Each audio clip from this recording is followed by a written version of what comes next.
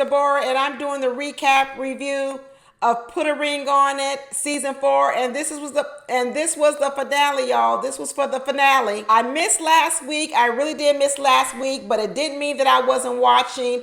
I was absolutely watching, but I didn't do a review, but I'm here now. And guess what? We got 2 proposals, 2 yeses, and Chapstick Ricky, he said, nah, we ain't ready.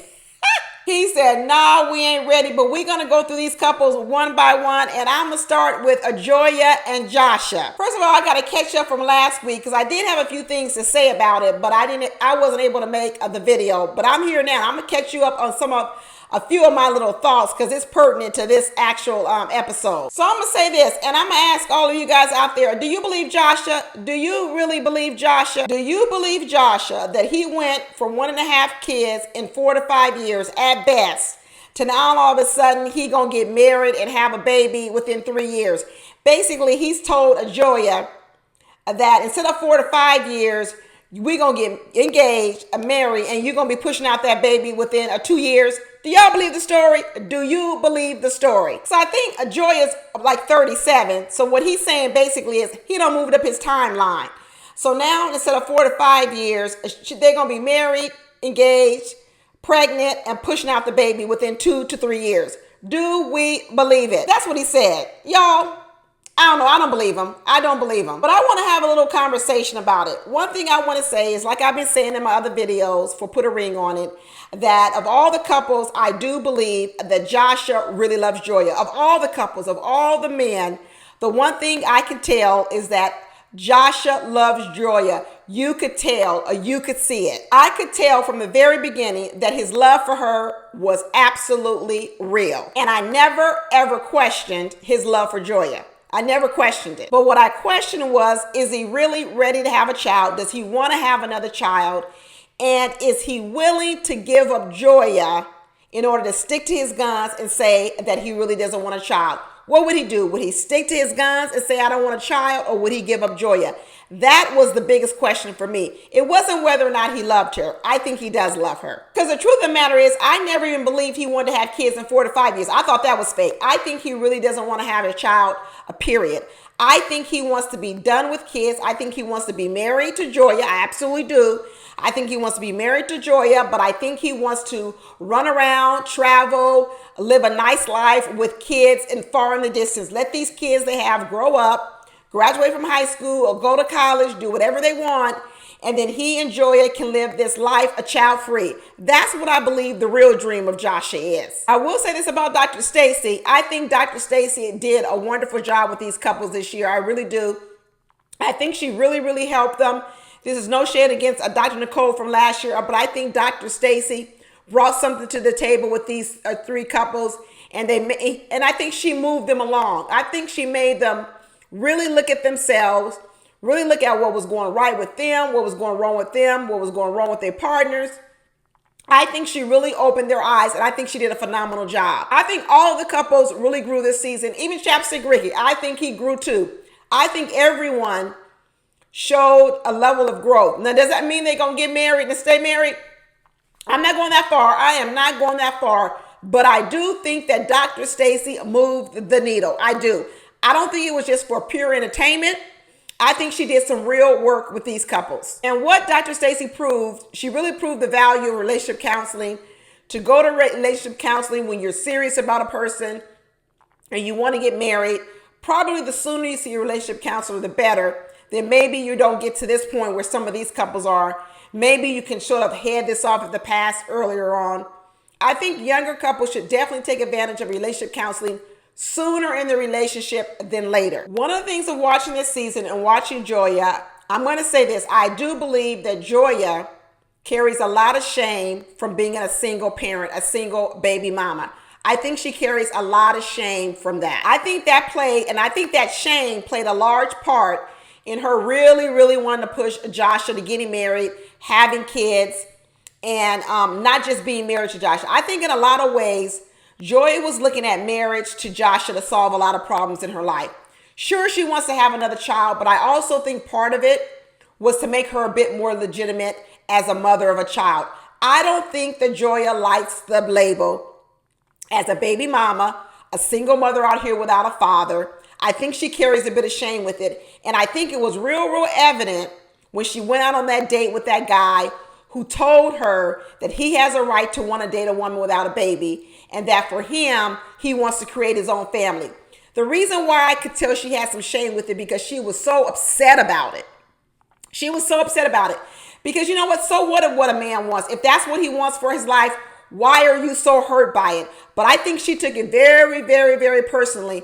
And you can see in this coming up, he's obviously coming back for the reunion, and it's going to come up again, and she's bothered by it even more. And I think this push for marriage is more to do with, not just because she loves him, not because she wants to have another baby with him and be married, but I think there's a sense of urgency, because I think what she wants is she wants to be sort of, I don't know what the word is, official. I think she wants to move from being a baby mama to being a wife and a family and everything. I see all of that she wants, because I think part of that behind it is a shame that she carries. And because I think Joya likes to carry herself in a certain kind of way. I think she wants you to think of her in a certain kind of way. And I'm telling you, as a single, you right now, her label as a single mother, it doesn't go with the brand she wants for her life. It doesn't go with the brand. And so I think she looks at Joshua as a way to legitimize her now, not only as a mother of his children, but also the mother of her already current child. I really do think that. And is there anything wrong with wanting to get rid of that? No, there's absolutely nothing wrong, but she needs to get in touch with that shame, because I think part of the reason why she was pushing Joshua so much, and why she felt maybe she was controlling him, she was controlling him out of her own fear that she'll forever stay that woman, a baby mama. I think sometimes when people are controlling, a lot of times what they're doing is they're trying to control the environment because they actually have a fear of something in that environment. I think that Joya, being unmarried, having a boyfriend, which is Joshua, plus having a baby by another man, doesn't give her the image that she wants. And her fear was that would be her ending point. That she always would just be a girlfriend and a baby mama and never a wife. And because of that fear, I think she pushed really hard. She pushed really hard. And I think the work that Dr. Stacy did with Joya was saying, slow down. Stop trying to control the situation. Stop trying to push a narrative that you want to push, a fear that you have, because it's coming off controlling. And when you control a person, it doesn't make them want to do it. Now, do I think they're going to get married and have children? I do think they may get married. But do they end up having children? That I don't know. But I do believe that they will get married. And because I think that one thing that Joshua learned from this is I think Joshua learned that he doesn't want to lose her. I think he came to that conclusion. I think he got really afraid that he would lose Joya. And I think that's why he's proposing. He doesn't want to lose her. Does that mean he is all the way in the boat that he wants to have this child? No. But one thing he's very clear on is that he doesn't want to lose her. Because I do believe, like I said before, I believe that he really does love her. But does he really want the children? I don't think so. I think if he had his way, he would just be married to her and not have any kids. And like I said, they could travel, have a good time, have their weekends free, everything like that once these children grow up, go to high school, go to college. Because I believe all their kids, I think her child is like 11. And his child, I think maybe it's like 13 or 16, somewhere along there. So does he want to start all over? No, I don't believe he does. I don't believe he does one bit. So will he marry her and just drag it out? He might. He might marry her and just drag it out until just time runs out on her own biological clock, just like her daddy said, that her biological clock is ticking. Because I think there's one thing he does know. He knows that if he does marry her, Joya ain't going nowhere. There's no way that if he marries Joya, and that in 2 years, if she's not pregnant, that she'll leave him. She won't leave him because she loves him. And what he's realizing is, if I marry her, even if we get within the marriage and we don't have children within 2 years, I doubt Joya will leave him. I doubt Joya will divorce him and then go off to try to find another man in which she can have a baby with. The last thing Joya wants is to be a second baby mama by a second man. Joya ain't trying to have that. And I think Joshua now understands that. So Joshua, you know what? He played his cards right. He was smart. He said, let me go ahead and propose to this woman so she won't go nowhere. I'm going to propose to her. And like I said, I wouldn't be surprised if they don't get married. I wouldn't be surprised if they do get married. I can see them even getting married. But the kids, that's another thing. I think that's where he's going to try to slow it down and he's going to try to put the brakes on. But I'll tell you this about the strategy that Joya is doing now versus what she did before. And there's a lot of women who make the distinction in this strategy. There are a lot of women who put all the requirements up front, like Joya did. I want to get married. I want to have a kid. I want to do this. And then they tell all the men of the requirements, and the men say, well, you know what? You got requirements of 1 through 10. I can't meet all requirements 1 through 10, so therefore I'm not going to propose. So those women never get a proposal. They never get a husband. Then there are other women who don't have requirements 1 through 10, because what they recognize is that I'll have a lot more leverage, a lot more power inside of the relationship as a wife than I do outside. It's almost like you're interviewing for a job and you got all these requests when you're just a candidate for the position, as opposed to a person who gets the job, is in the position, and then they start saying, okay, now that I have the job, these are some of the other things that I want to start integrating into my job. That's the plan I think actually works better for women. Joya had a lot of demands up front. Joshua said, hell to the no, I'm not meeting them. And so finally through this show, Joya said, you know what, let me relinquish some of my demands. Let me relax. And then now the proposal came in. Now, once she's married, I think she's going to have a little bit more leverage in the relationship to have that baby. If she can get to the altar, what she needs to do is get to the altar and get married, and then maybe start pushing towards those things. That's the difference between how a lot of women date. A lot of women put all their demands up front. They never make it to marriage. Some women strategize and do it differently. They get married, they get the man, they get married. Once they're inside of the marriage, they start using their influence within the marriage to get some of the more things that they want out of the marriage. It's 2 different strategies. I don't know which one works best for everyone. I really don't. But I do see that a lot of people who have a whole lot of demands up front, oftentimes they never get to marriage, they never get to the altar. And some women who have the ability to balance that and say, you know what, even if I don't get all my demands up front, I'm getting the bulk, some of my demands. And then what I do is once I get into that position, I start working on those other things that I want. That's the difference between a lot of women's strategies. So basically, some women close the deal first before they start having a whole lot of demands. And some women make a lot of demands and never close the deal. So it just depends on what's your strategy. Do you want to close the deal first? Do you want to close the deal in marriage and then come back later and make a few more demands? Or are you the person who says, no, I need everything I want up front before I close the deal, and I'm never going to close the deal until I get everything up front? I think there is a balance, and I think the game that Joya was playing was one where she wanted everything up front. And it's really kind of weird, because in one way you see Joya making all the demands on, I want the child, I want this, I want that. And then another way, when they go out on this picnic for the proposal, we find out that she's always wanted to go on a picnic, but then Josh has never taken her. And that's when I'm wondering, well, how did he become a boyfriend if he didn't even take you on the picnic that you love so much? It's really weird of how we stick to our guns, or what demands she made and which one she allowed him to get past. So he never really showed you the picnic. He never spoke to you in your love language, but he became the boyfriend. But then we have all these demands for him to become the husband. I don't know, it's kind of inconsistent to me. But one thing that Joshua knew was he didn't want no other man to have his woman. He says, I'm about to lock this down. And I actually really loved his proposal. I loved the park. I loved the music that they played. I loved the whole setup. And Joya, she gonna have on her stilettos. One thing Joya is gonna do is she gonna keep it cute. She gonna keep it sexy. She gonna wear her stilettos even if they are in a park. And I think that's one of the things that Joshua loves about her. And I think that's one of the things he wants to maintain and keep. I don't think he really wants to see I don't think he really wants to see Joya gaining weight, breastfeeding. I think he likes seeing Joya just as she is.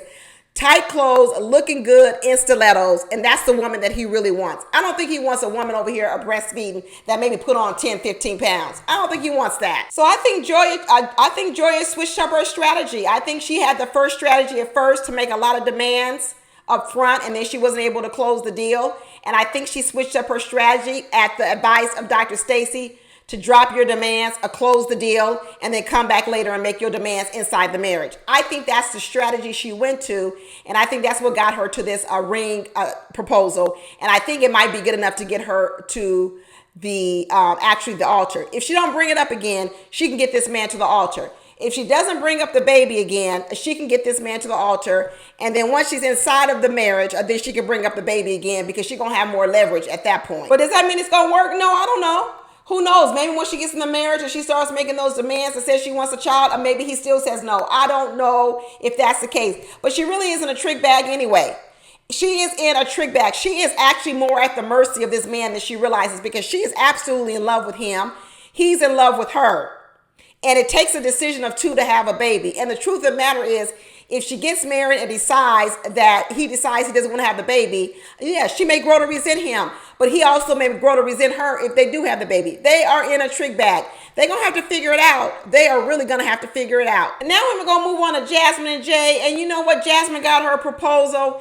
And you know what? I'm happy for Jasmine, because Jasmine's happy, so I'm happy for her. Does that mean that I think it's going to last? No, that don't mean that. It does mean that I'm happy for her. I'm happy if she's happy. And once again, I think this is another couple that learned a lot. And I think what Zay learned the most is that he ain't the whole prize.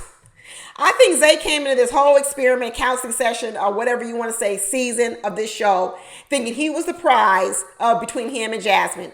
I think he thought all about himself, and he was the prize of the relationship. But once he got here and he started going through this counseling with Dr. Stacy, and Jasmine started going out with other men, I think he realized he had more problems than he thought he had. And I think he became to have a healthy respect for Jasmine a bit more, that she wasn't the only person with problems.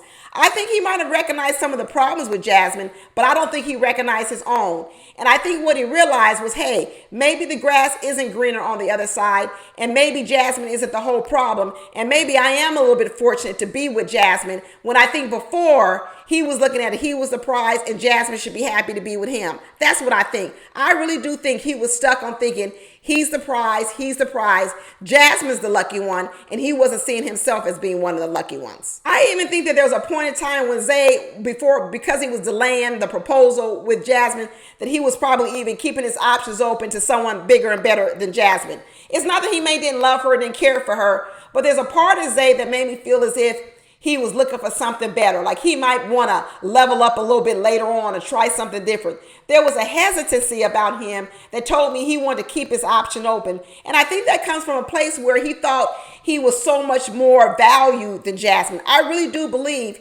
he believed he was worth way more than Jasmine is worth. So I do think he thought he was settling. And I think going out on these dates, talking to these women, I think he recognized in himself that he's got problems too. And maybe he is just as lucky to have Jasmine as Jasmine is to have him. I think that might be what clicked with Zay and this whole thing. Now, is it going to last? Is it going to stick? Or is he just caught up in the moment right now? Is he actually going to close the deal and get married? Is this going to be a Shay and Alfonso thing? A Shay and Alfonso, I don't even think they're still married from last season. They still not married.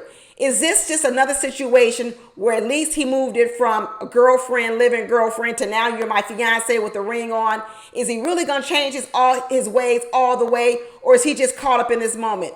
A part of me really does believe that he's caught up in the moment. Because let me tell you, I still wonder, what do these two have in common?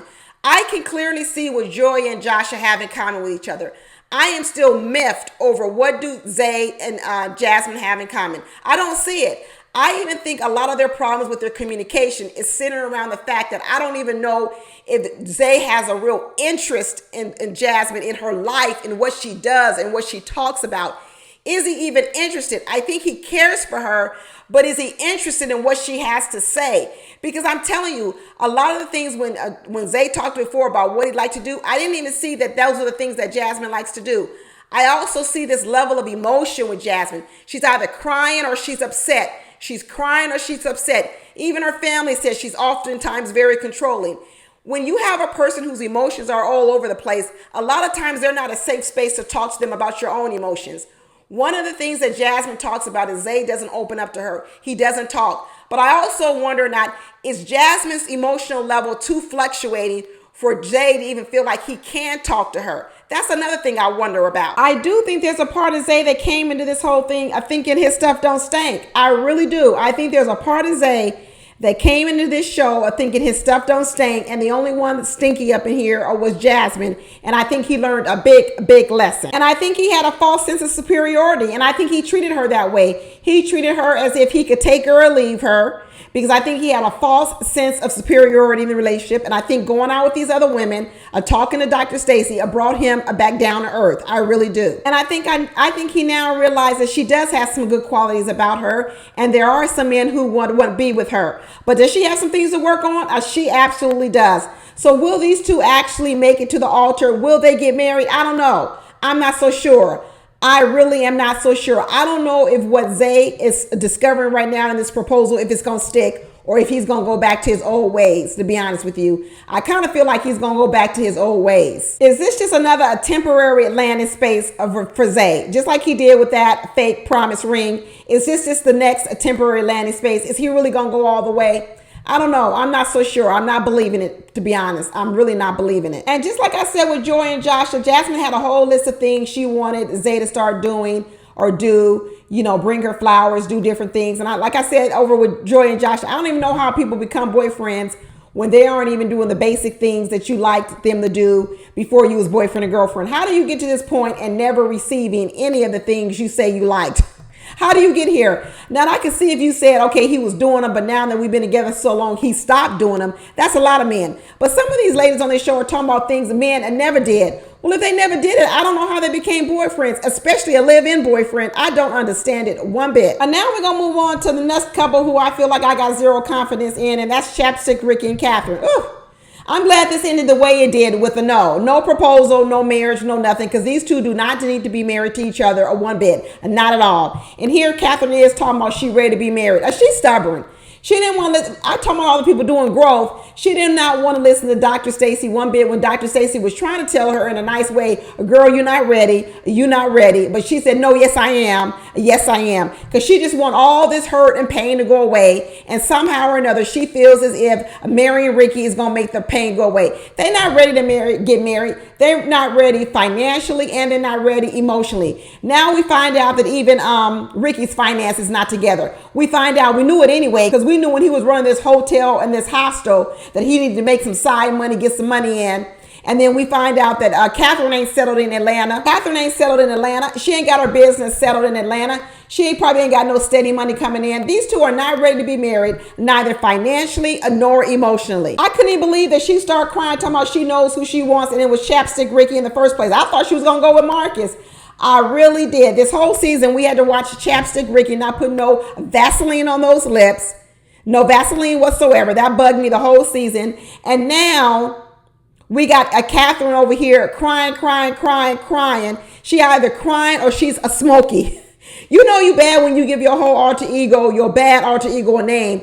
You know it's bad. Ricky's scared of Chapstick Ricky is scared of Catherine.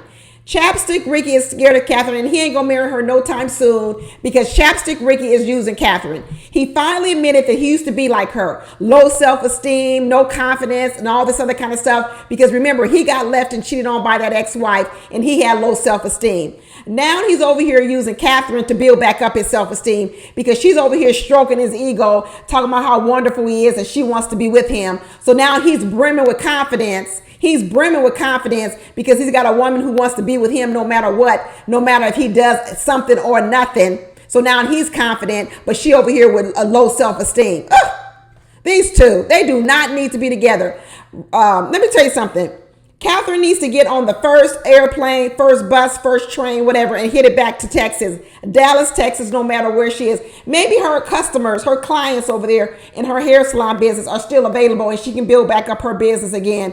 Because this was a bad move coming out here to live with Chapstick Ricky. He wasn't ready. He had false promises to you because he was hurting and he wanted someone there to help nurse him back to health. And I'm telling you, when he gets back to health, he gonna leave Chapstick. And when he gets back to health, he gonna leave Catherine anyway.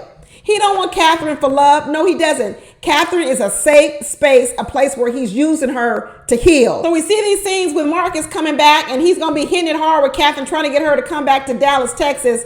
I think he's just fooling with her. But you know what? If this is what it's gonna take to get Catherine out of Atlanta, wherever they are, and back to Dallas, Texas, I'm all for it. I'm all for Marcus luring her back to Dallas, Texas, because she absolutely does not need to be with a Chapstick Ricky.